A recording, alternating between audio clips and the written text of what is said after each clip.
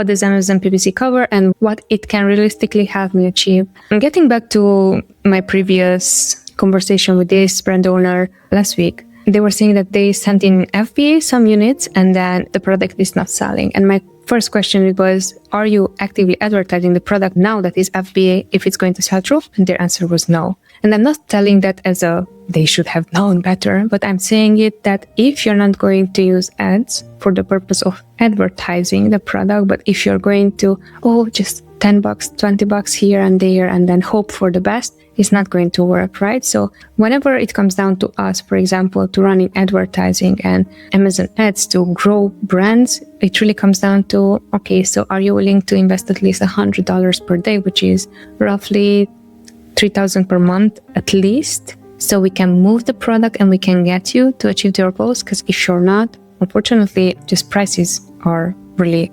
CPC cost is really high, no matter which category you are in. But what it can realistically help you achieve, again, talking to another brand who are selling right now successfully on their Shopify, thinking of coming to Amazon, selling their product, and their worry was, hey, I have a 50% profit margin on my Shopify, but on Amazon I might have a 30%. Why should I move from Shopify? Legit question. I should not move from Shopify, but I would add an additional marketplace, an additional channel, which is Amazon, in order to create more volume, because at the end, yes, your profit might be a bit less on Amazon in this scenario, but you are owning Amazon's, traffic.